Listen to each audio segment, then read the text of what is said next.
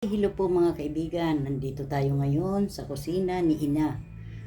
Magluluto po tayo ng ating lechong paksiw. Pero po, ang ating sangkap ay ito lang. Tingnan na lang po. Ayan po. At ang ating iluluto ay dalawang hiwang liempo lang po. Ayan po. Ayan. Una po natin gagawin mga kaibigan ay timplahan po natin itong ating pork mga kaibigan. Ganito lang po. Parang masimasin lang po natin na may kasamang asin po ang ating kamay.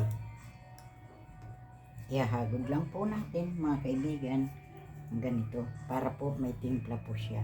Asin po ang nilagay ko. At talagyan din po natin ito mga kaibigan ng konting bitchin. Ayan. Ganyan-ganyanin lang po natin mga kaibigan. Kabilaan po.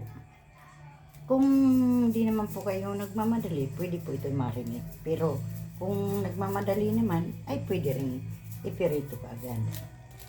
Ayan po, ganyanin lang po natin mga kaibigan.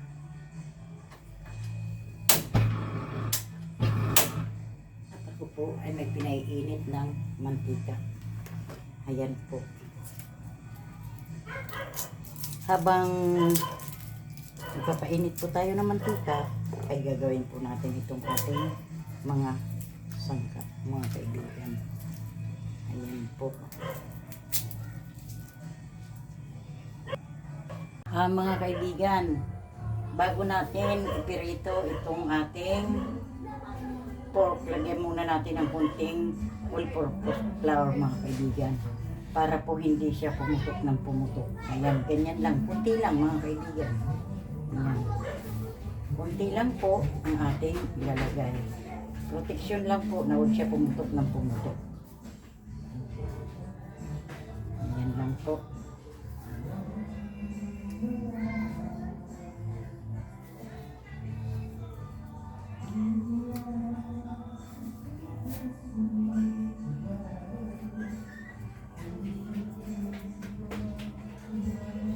Ganyan lang po natin. At mag-iingat po tayo sapagkat ito po ay mantika. Mainit po yan. Kaya po, kunting ingat po sa pag lalagay po sa kawali. Pag naglagay po tayo, hinaan po muna natin konti ang ating apoy. Ito na po mga kaibigan. Ayan po.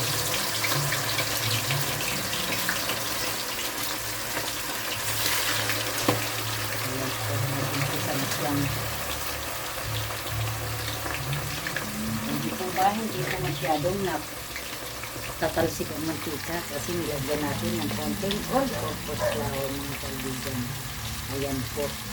Ang ating pinipiritong pork mga kaibigan. Ayan na po. Mga kaibigan, ito na po ang ating pinipiritong pork mga kaibigan. Maganda yung medyo tosta. Ayan na po. Medyo tosta na po siya. Ayan na po mga kaibigan.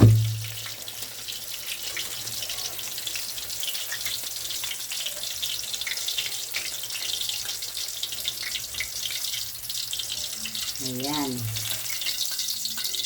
Palalamigin ko po muna ito bago natin hiwa-hiwain. Kasi mainit po eh.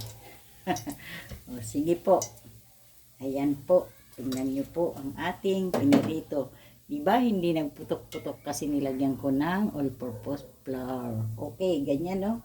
Tostado na po siya mga kaibigan. Ayan po. Mga kaibigan, na hiwa-hiwa ko na po yung ating pork mga kaibigan. Umpisahan na po natin ang ating pagluluto. Hinaan lang po natin ng unahin po natin mga kaibigan ang bawang. Ang ginamit ko pong bawang ay 4 na cubes kasi nahilig ko sa maraming bawang.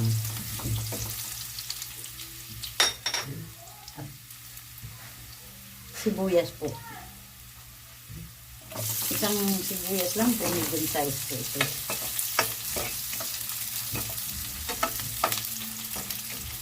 Ganito po ang aking pamamaraan sa pagluluto ng pagkukunti po na gagawin kong lechon paksiw.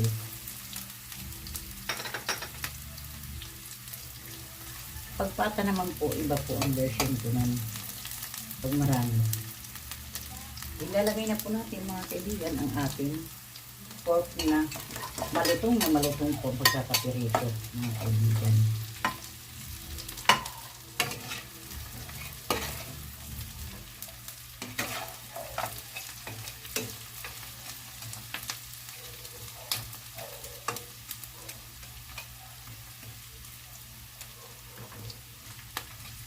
Ayan po.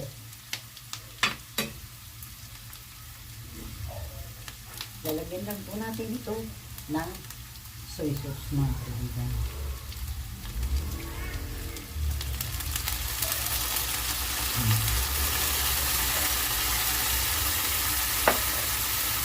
Lalagyan na rin po natin ito mga kaibigan ng pepa. Ginger. Tansyahan na lang po mga kaibigan. Kasi tansya ko na yan eh. Nasa 3 tablespoon lang po yung suka na yun mga kaibigan. Lagyan po natin ito. Mag-add po tayo ng water. Half cup po ito mga kaibigan. Kalahating cup. Ayan po. Lalagay na po natin mga kaibigan ang ating banana blossom. Ayan po.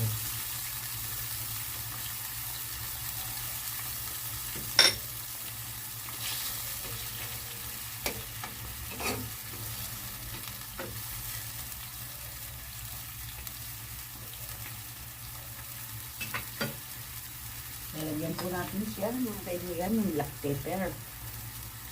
Kung marami maglagay ng black pepper, siguro half teaspoon ang aking nilalagay. Yan po. Half teaspoon po, hindi po spoon, half teaspoon mga kaibigan.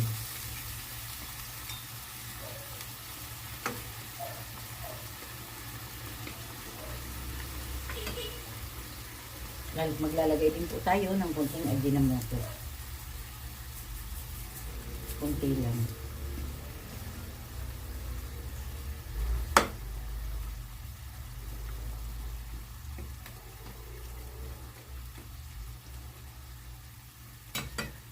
Huwag na po natin ilagyan po ng asin sapagkat mayroon na siyang asin kanina nung pinirito ko.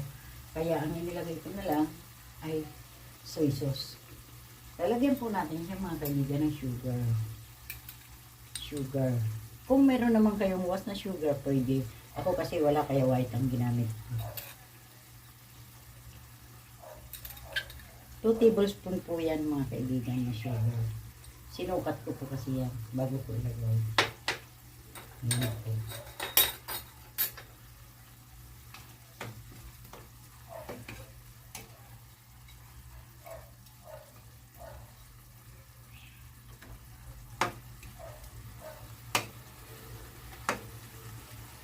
Pakuluan lang po muna natin ng pakuluan mga kaibigan. Hanggang sa kumunti na ang kanyang sabaw.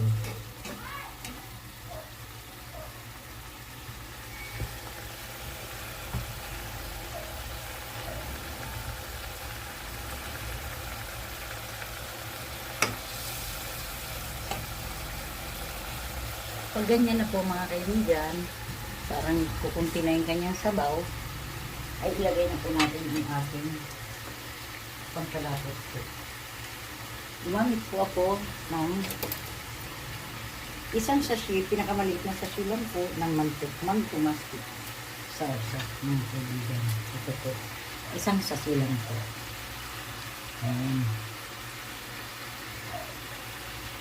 Ang pinakamaliit po ito.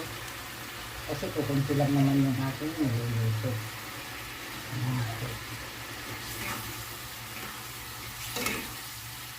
Dito ba mga kaibigan?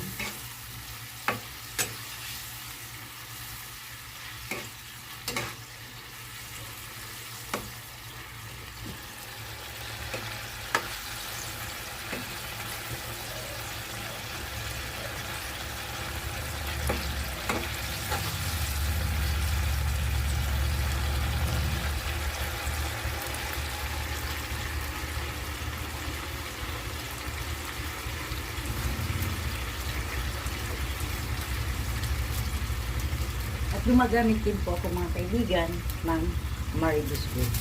Isa lang po ang gagamitin ko kasi po konti ko. Masarap po ito kasi sa sausaw mga kaibigan. Lalapitin lang natin ng ganito. Ganyan. Pag alam mong ano na, durog na siya mga kaibigan, ay ilagay na po natin.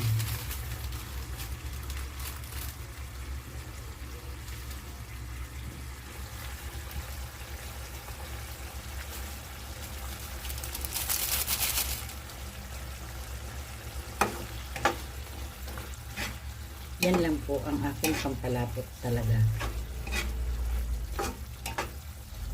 Ito ba? Lumapot po agad siya. Hindi na po natin ito patatagalin mga kaibigan ang pagluluto sapagkat siya po ay luto na ang ating pork. Sinarsahan lang po natin.